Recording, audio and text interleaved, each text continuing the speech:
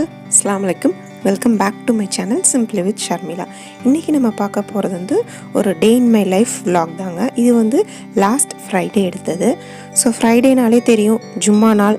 கொஞ்சம் வேலையும் அதிகமாக இருக்கும் அண்ட் ஹரிபரியாக அந்த ஜும்மா நேரத்துக்குள்ளே வேற முடிக்கணும் அப்படின்னு இருக்கும். ஸோ அதுதான் இன்றைக்கி நம்ம பார்க்க போகிறோம். உங்களுக்கு பார்த்தா தெரியும், வெயிலாக இருக்குது. ஆனால் டைம் பார்த்திங்கன்னா காலைல 7:30 தான் ஆகுது. இப்போ என் கிச்சன் காலைல இப்படி தான் இருக்குது. நைட்டே நான் எல்லாத்தையும் க்ளீன் பண்ணிட்டேன், ஏன்னா காலைல வந்தோடனே ஒர்க் பண்ணணுன்னு. பட் எல்லா நேரமும் அப்படி இருப்பேனான்னு சொல்ல முடியாது. ஒரு சில நேரம் எக்ஸ்கியூஸ் கொடுக்குறதும் உண்டு, முடியலை சோம்பேறியாக இருக்குன்னா விட்டுருவேன். இப்போ ஃபஸ்ட்டு என்ன பண்ணுறேன்னு பார்த்தீங்கன்னா, காலைல என் ஃப்ரிட்ஜிலேருந்து நான் ஃப்ரீசர்லேருந்து சிக்கனையும் பாலையும் எடுத்து வைக்கிறேன். ஸோ அப்போ தான் அது மெல்ட் ஆகி எனக்கு குக் பண்ணுற டைத்துக்கு கரெக்டாக இருக்கும். அப்புறம் பார்த்திங்கன்னா, ஃப்ரெஷ் ஆனதுக்கப்புறம் எப்பவுமே காலைல எம்டி ஸ்டமக்கில் ஹாஃப்லேருந்து ஒரு 1 லிட்டர் தண்ணி வரைக்கும் குடிக்க ட்ரை பண்ணுவேங்க. அட்லீஸ்ட் டெய்லி ஒரு 1/2 லிட்டர் தண்ணியாவது மேக்ஸிமம் முடிஞ்ச அளவுக்கு குடிக்க நான் ட்ரை பண்ணுவேன். அது ஹெல்த்துக்கும் பார்த்திங்கன்னா ரொம்பவே நல்லது. ஸோ அதனால் மேக்ஸிமம் முடிஞ்ச அளவுக்கு குடிச்சிடுவேன். எல்லா நாளும் இதே மாதிரி ரொட்டீன் இருக்குமான்னு பார்த்திங்கன்னா கண்டிப்பாக கிடையாது. இன்றைக்கி என் பையன் இன்னும் எந்திரிக்கல, தூங்கிட்டு இருக்கான். ஸோ எனக்கு டைம் கிடைச்சதுனால நான் காலையிலே க்ளீன் பண்ணிடலாம் அப்படின்னு சொல்லி கூட்டிகிட்ருக்கேன். ஸோ இப்போ பார்த்திங்கன்னா காலைல க்ளீன் பண்ணி முடித்ததுக்கப்புறம் டீ போட போகிறேன். எனக்கு காலைல எந்திரிச்சோடனே கண்டிப்பாக டீ வேணும். இன்றைக்காவது ஒரு ரேர் கேஸில் தான் காஃபி எடுத்துக்கிறேன். பட் ஆனால் மேக்ஸிமம் என்னோடய ப்ரிஃபரன்ஸ் பார்த்திங்கன்னா டீ ரொம்ப பிடிக்கும். சில டைம் ஒரு 2-3 டைம்ஸ் கூட குடிக்க ஆசைப்படுவேன். இப்போ அதெல்லாம் கண்ட்ரோல் பண்ணி ஒரு நாளைக்கு ஒரு 2 தடவை அந்த மாதிரி டீ மட்டும் எனக்கு கம்பல்சரிங்க. ஸோ இப்போ அடுத்து பார்த்திங்கன்னா, இப்போ தான் என் பையன் எந்திரிக்கிறான். சரி, பெட்டை க்ளீன் பண்ணி பெட் ஸ்ப்ரெட் மாற்றிடலாம் அப்படின்னு போனேன். லைட் ஆன் பண்ணோன்னே எனக்கு கண்ணு கூசுது, எனக்கு தூக்கம் வருது, நீங்கள் என்னை டிஸ்டர்ப் பண்ணாதீங்க, நீங்கள் போங்க அப்படின்னா. பட் ஆனால் அதை பார்த்தா என்னால் ஃப்ரைடே எதுவும் நான் பண்ண முடியாது. ஸோ அவனை ஃபோர்ஸ் பண்ணி எழுப்பி விட்டுட்டு நான் இப்போ ஃபுல் அண்ட் ஃபுல் சேஞ்ச் பண்ண போகிறேன்.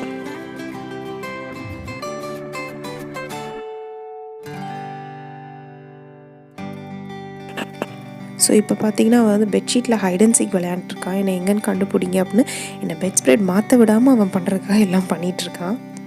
ஸோ இப்போ அவனை நான் எந்திரிச்சோடனே ஃபஸ்ட்டு நான் அவனுக்கு தோசை தான் காலைல பிரேக்ஃபாஸ்ட் கொடுக்குறேன்.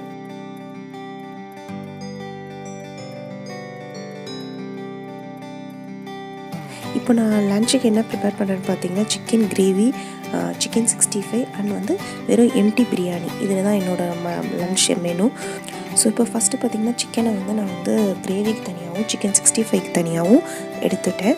இப்போ சிக்கன் 65க்கு தேவையான மசாலாஸ் போட்டு அதை மேரினேட் பண்ணி வைக்க போகிறேன். ஃபஸ்ட்டு அதுதான் பண்ணேன். ஸோ அதனால் இந்த வேலையில் கிரேவி அண்ட் பிரியாணி முடிக்கிறதுக்குள்ளே எனக்கு அது மேரினேட் ஆகிடும்.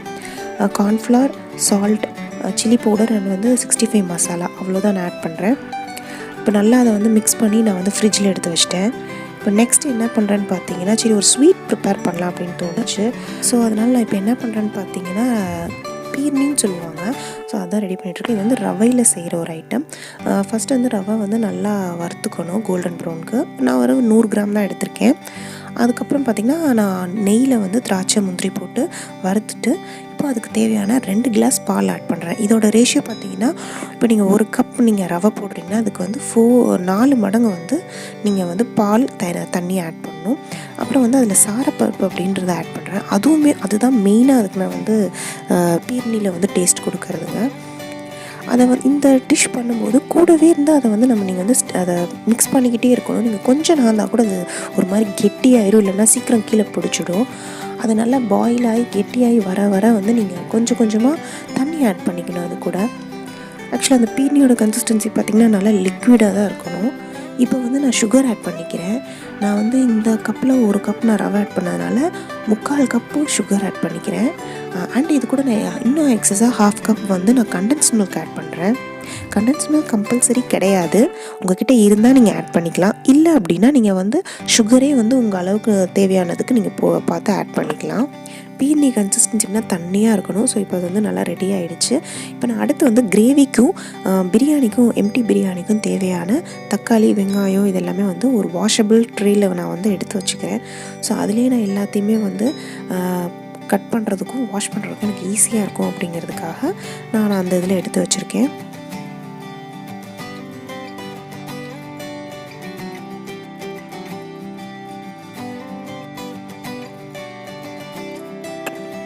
இப்போ பார்த்திங்கன்னா, நான் கிரேவிக்கும் பிரியாணிக்கும் தேவையான மசாலாஸ் எல்லாத்தையும் எடுத்து வைக்க போகிறேன். ரொம்ப இல்லைங்க, பட்டை, கிராம்பு, ஏலக்காய் இதுதான் நான் எடுக்கிறது. இப்போ வந்து நான் சிக்கன் கிரேவிக்கு வந்து ஆனியன் கட் பண்ணுறேன். கொஞ்சம் பெரிய சைஸ் ஆனியனும் மீடியம் சைஸ் ஒரு தக்காளி, அவ்வளோதான் நான் இப்போ ஆட் பண்ண போகிறேன்.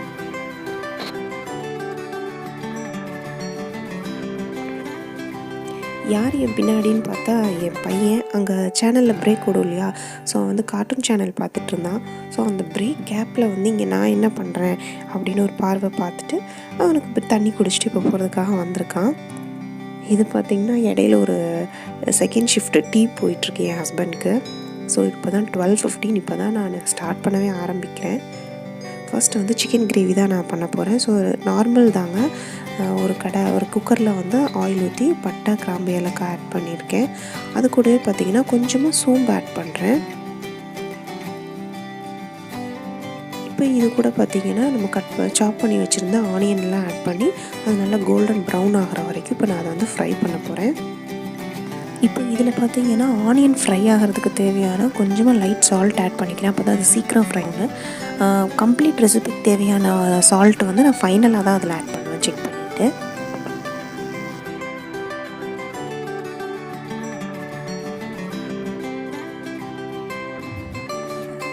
இப்போ பார்த்திங்கன்னா ஆனியன் வந்து நல்லாவே ப்ரௌன் கலரில் ஃப்ரை ஆயிடுச்சு. இது கூட நான் வந்து கட் பண்ணி சாப் பண்ணி வச்சுருந்தேன் ஒரு டொமேட்டோவை ஆட் பண்ணிக்க போகிறேன். இப்போ இந்த டொமேட்டோ பார்த்திங்கன்னா நல்லா மேஷ் ஆகி வரணும். அந்த மீன்வாயில் டைமில் நான் என்ன பண்ணேன் பார்த்தீங்கன்னா, பக்கத்தில் ஒரு சின்ன கடாயை வச்சு எம்டி பிரியாணி ப்ரிப்பேர் பண்ணுறதுக்கு தேவையான மசாலாஸ் நான் வந்து அரைக்க போகிறேன். இது வந்து சில ரெடிமேடாகவே அரைச்சி வச்சுருப்பாங்க. பட் நான் வந்து இன்ஸ்டண்ட்டாக பண்ணுறதுனால நான் லைட்டாக ஃப்ரை பண்ணிக்கிறேன். அப்போ தான் அந்த மிக்ஸி ஜாரில் அது கொஞ்சம் பவுட்ரு ஆகும் அப்படிங்கிறதுக்காக. இப்போ வந்து நான் ஒரு நல்ல ட்ரை ஜாரில் வந்து இதை போட்டு நான் பவுடராக அரைக்க போகிறேன். நான் வந்து பாஸ்மதி அரிசியில் பிரியாணி பண்ண போகிறேன். பட் ஆனால் திண்டுக்கல் தலப்பாக்கட்டு ஸ்டைலில் பார்த்திங்கன்னா மசாலா அரைச்சி ரெடி பண்ண போகிறேன். ஸோ மசாலாஸ் அரைச்சி ரெடி பண்ணி போடுறதா வந்து என் ஹஸ்பண்டுக்கு பிடிக்குங்கிறதுனால நான் ரெண்டுமே மிக்ஸ் பண்ணி இந்த மெத்தடில் பண்ணுறேன். இப்போ பார்த்திங்கன்னா மசாலாஸ் வந்து லைட் கோர்ஸாக வந்து பவுடர் ஆகிருக்கு. இது கூடவே நான் வந்து சின்ன வெங்காயம் ஆட் பண்ணிக்கிறேன். சின்ன வெங்காயத்தை இதோட ஆட் பண்ணி பேஸ்ட் பண்ணி நீங்கள் அதை மிக்ஸ் பண்ணி யூஸ் பண்ணும்போது ரொம்பவே டேஸ்ட் கொஞ்சம் டிஃப்ரெண்ட்டாக நல்லாயிருக்கும். ஒரு தடவை ட்ரை பண்ணுங்கள். இப்போ பார்த்திங்கன்னா இந்த பேஸ்ட் வந்து இப்படி தான் இருக்குது. 1-2 சங்க்ஸ் வந்து அங்கங்கே இருக்கும். பட் அது ஒன்றும் பிரச்சனை கிடையாது. இப்போ தக்காளி வந்து நல்லா மேஷப் ஆன உடனே நான் அது கூட 2 tablespoon ginger garlic paste and எல்லாமே மசாலாஸ் ஆட் பண்ணுறேன். மஞ்சத்தூள், மிளகாய்த்தூள், கொத்தமல்லி பவுடர் அண்ட் வந்து என்கிட்ட chicken masala gravy powder readymade packet powder நான் வச்சுருந்தேன். ஸோ இப்போ அதையும் நான் அது கூட ஆட் பண்ண போகிறேன். இப்போ இது கூட பார்த்திங்கன்னா நான் கொஞ்சமாக ஒரு 1/2 டீஸ்பூன் வந்து பெப்பர் பவுடரை ஆட் பண்ணி இதை வந்து நல்லா நான் ஃப்ரை பண்ண போகிறேன். லைட்டாக நான் தண்ணி ஊற்றி அது கூட நான் ஃப்ரை பண்ணுறேன். ஏன்னா எனக்கு சீக்கிரம் அது பிடிச்சி ஒரு மாதிரி தீஞ்சு போயிடுமோ மசாலா அப்படிங்கிறதுனால நான் லைட்டாக தண்ணி ஊற்றி அதை நல்லா நான் வந்து ஃப்ரை பண்ணுறேன். இப்போது வாஷ் பண்ணி வச்சுருந்த சிக்கனையும் அது கூட போட்டு நல்லா மிக்ஸ் பண்ணி விட போகிறேன். மசாலாவோட கோட் பண்ணி மிக்ஸ் பண்ண போகிறேன். இப்போ கிரேவிக்கு தேவையான சால்ட்டு இப்போது அது கூட நான் ஆட் பண்ணுறேன். அதே மாதிரி ஒரு கிளாஸ் அளவுக்கு தண்ணி ஊற்றி, ஏன்னா இது சிக்கனுங்கிறதுனால அதிலே தண்ணி இருக்கும் இல்லையா, ஸோ அதனால் ஒரு கிளாஸ் நான் வந்து தண்ணி ஆட் பண்ணி நான் இப்போ வந்து 2 விசில் வைக்க போகிறேன். மீன்வைல் நான் என்ன பண்ணுறேன்னு பார்த்தீங்கன்னா என்னோடய இன்னொரு பர்னரில் நான் அதை வந்து ஷிஃப்ட் பண்ணுறேன். ஏன்னா நான் சீக்கிரமாக நான் வந்து பிரியாணி ப்ரிப்பேர் பண்ணுறதுக்கும் ஸ்டார்ட் பண்ணணும், டைம் இல்லைங்கிறதுனால நான் வந்து வேறு பர்னர் சைடில் மாற்றி அதை வந்து 2 விசிலுக்கு நான் வந்து குக் பண்ண போகிறேன். இப்போ என்ன பண்ணுறேன்னு பார்த்தீங்கன்னா நான் க்ளீன் பண்ணுறதுக்காக ஆரம்பிச்சிருக்கேன். அதாவது நம்ம எடுத்து வச்ச எல்லா மசாலாஸையுமே வந்து அந்தந்த இடத்துல திருப்பி நான் வச்சுருவேன். ஏன்னா எல்லாமே ஒரே இடத்துல இருந்தால் ஒரு மாதிரி மெஸ்ஸியாக இருக்கும், கன்ஃபியூசிங்காக இருக்கும், நமக்கு ஒர்க் பண்ணுறதுக்கு ஃப்ரீயாக இருக்காது. ஸோ இப்போ பிரியாணிக்கு தேவையான ஐட்டம்ஸ் மட்டும் நான் கவுண்டர் டாப்பில் வச்சுட்டு, என் கவுண்டர் டாப்பு ரொம்ப சின்னதுங்கிறதுனால நான் வாஷ் பண்ணி வச்சுருந்த வெசல்ஸு எல்லாத்தையுமே வந்து அதோட இடத்துல திருப்பி நான் வந்து எல்லாத்தையும் ரீஅரேஞ்ச் பண்ணுறேன். மெஸ்ஸியாக இருக்கும்போது நமக்கே வந்து நம்ம என்ன யூஸ் பண்ணலை, என்ன பண்ண போகிறோம் அப்படின்ற ஒரு கன்ஃபியூஷன் எனக்கு வரும். அதனால் அந்த ஒரு பயத்தினால நான் எல்லாத்தையும் க்ளீன் பண்ணிடுவேன். க்ளீன் பண்ணி அதோட இடத்துல நீட்டாக வச்சுட்டு எனக்கு என்ன தேவையோ, என்னென்ன இன்க்ரீடியன்ட் மட்டும் வேணுமோ அதை மட்டும் நான் எடுத்து வச்சிட்டேன்னா யூஸ் பண்ணும்போது ஈஸியாகவும் இருக்கும், ஒரு கன்ஃபியூஷன் இல்லாமல் கிளியராகவும் ஒர்க் பண்ணுவோம் அப்படிங்கிற ஒரு பயம்தான் எனக்கு, வேறு ஒன்றும் கிடையாது.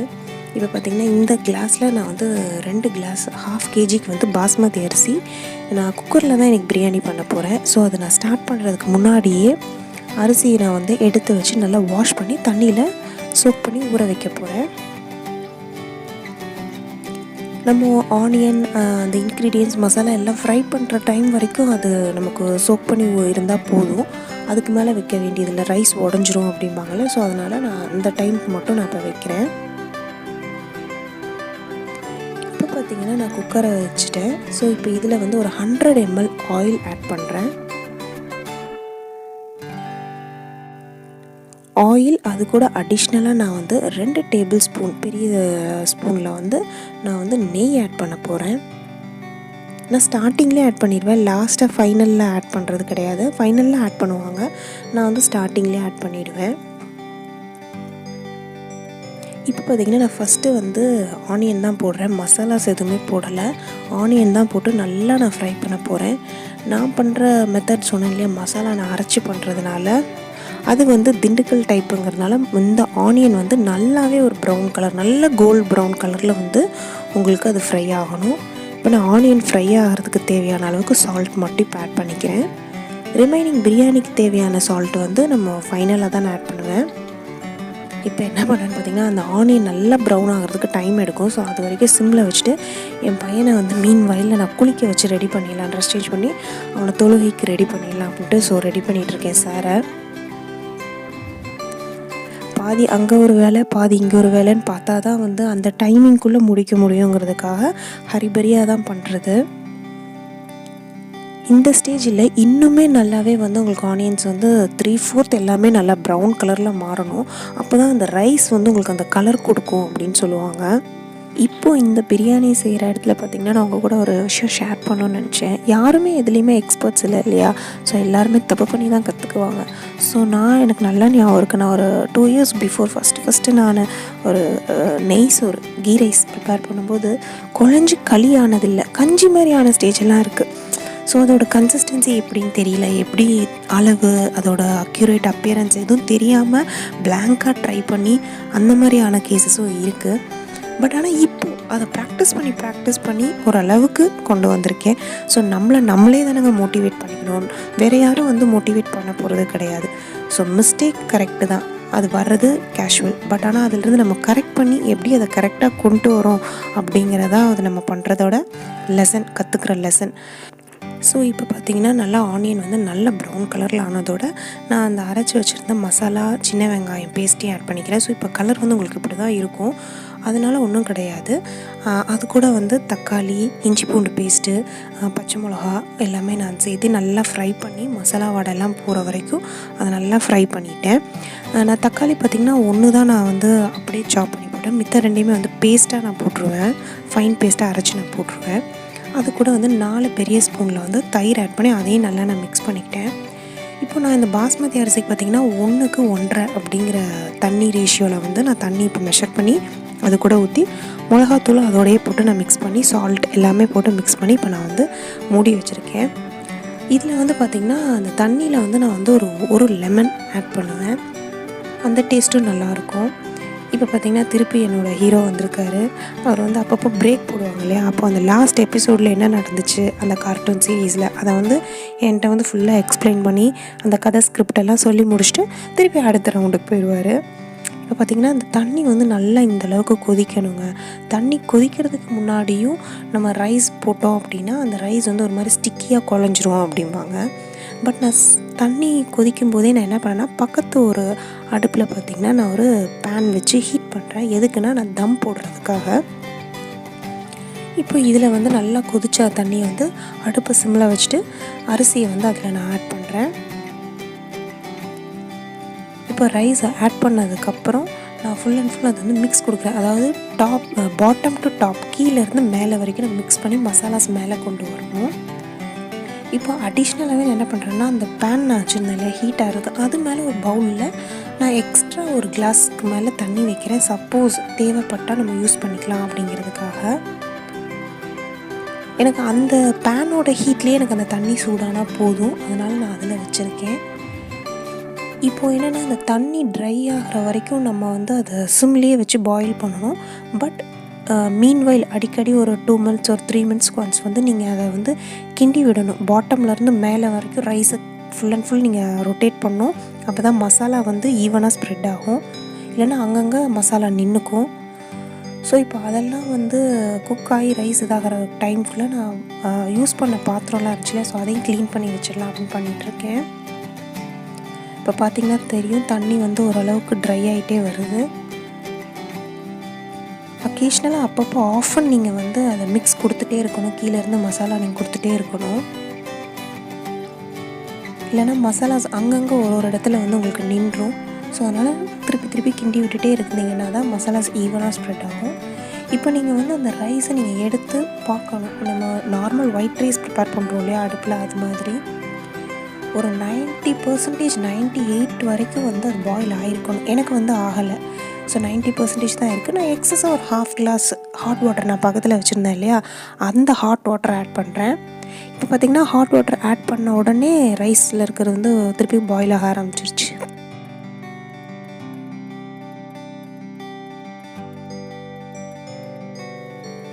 எல்லாம் வந்து கார்ட்டூன் சேனல் வந்து உட்காந்து பார்ப்பாங்க. என் பையன் மட்டும் அதில் ஸ்பெஷல். அவர் என்றைக்குமே உட்காந்து ஒரு இடத்துல பார்த்ததில்ல. இப்போ வந்து நான் ரைஸ் வந்து அந்த தண்ணி ட்ரை ஆகிறதுக்காக நான் பாயிலில் இருக்கேன். ஸோ அதுக்குள்ளே கவுண்டர் டாப்பையும் க்ளீன் பண்ணிடலாம். ஏன்னா லன்ச் ஆஃப்டர்நூன் முடிச்சுட்டு போனோன்னா திருப்பி கிச்சனுக்கு வரதுக்கு இன்ட்ரெஸ்ட் இருக்காது, நைட்டு வரதான் தோணும். இப்போ நீங்கள் ஓப்பன் பண்ணி பார்த்தீங்கன்னா தெரியும், ஆல்மோஸ்ட் ரைஸ் வந்து நமக்கு 98% குக் ஆகிருக்கணும். அந்த டைமில் நான் வந்து குக்கரோட வந்து லிட்டு க்ளோஸ் பண்ணுறேன். விசிலோடையே தான் நான் வைக்கிறேன். விசில் நான் இது வரைக்கும் எடுத்ததில்லை. விசிலோடையே வச்சு நான் என்ன பண்ணுறேன்னா அப்படியே அந்த குக்கரை வந்து அந்த பேன் மேலே, தோசை தவா மேலே தூக்கி வைக்கிறேன். இதுக்கு மேலே நான் எந்த வெயிட்டோ இல்லை தண்ணி அந்த மாதிரி வெயிட்டான இது வச்சது கிடையாது. ஏன்னா நான் குக்கரோட விசில் போட்டே இருக்கிறதுனால நான் அதை அப்படியே விட்டுருவேன். இப்போது அந்த தவா வந்து மீடியம் ஸ்லோ ஃப்ளேமில் 15 ஒரு 25 மினிட்ஸ் வரைக்கும் நான் வச்சுடுவேன். ஸோ இப்போ மீன்வேல் நான் பாத்திரத்தையும் க்ளீன் பண்ணி வச்சனால எனக்கு கவுண்டர் டாப் ஃப்ரீ ஆகிடுச்சு. ஸோ டைமும் 2 o'clock ஆகிடுச்சு. ஸோ இப்போ வந்து தொழுகிறதுக்காக கிளம்பியாச்சு.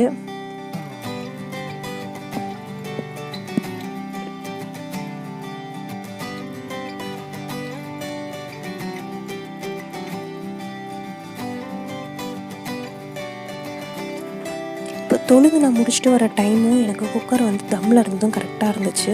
ஸோ இப்போ நீங்கள் ஓப்பன் பண்ணி பார்த்தா தெரியும், ரைஸ் எதுவும் உடஞ்சும் இருக்காது, அண்ட் அதே நேரத்தில் நல்லா சாஃப்டாகவும் குக் ஆகிருக்கும். உங்களுக்கு விதையாக இல்லாமல் ரைஸ் சாஃப்டாகவும் இருக்கும், நல்ல பாயில் ஆகிருக்கும். இப்போ ஓப்பன் பண்ணி கண்டிப்பாக ரைஸை வந்து கீழேருந்து மேலே வரைக்கும் அதை வந்து ஒரு மிக்ஸ் கொடுக்கணும் நீங்கள். அப்போ தான் அந்த ஒரு டெக்ஸ்சர் வந்து நல்லாயிருக்கும் அப்படின்னு சொல்லுவாங்க.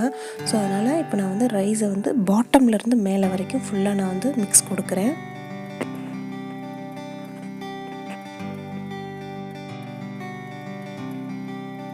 ஸோ கிரேவியும் ரெடி ஆனதை வந்து இப்போ பார்த்தா தெரியும், நல்லாவே ரெடி ஆயிடுச்சு. நான் கிரேவி வந்து கொஞ்சம் தண்ணியாக தான் வச்சு, கொஞ்சம் கிரேவி அதிகமாக தான் இருக்குது. என் ஹஸ்பண்டுக்கு அது அப்படி இருந்தால் தான் பிடிக்கும்னால நான் அந்த மாதிரி வச்சுருக்கேன். உங்களுக்கு வேணுன்னா அதை நீங்கள் வந்து இன்னும் அடுப்பில் வச்சு நீங்கள் கம்மி பண்ணிக்கலாம் அந்த கன்சிஸ்டன்சியை. ஸோ இப்போது 65 அதோட ரெடி பண்ண ஆரம்பித்தாச்சு. ஸோ லன்ச் டைம் ஸ்டார்ட் ஆகிடுச்சு.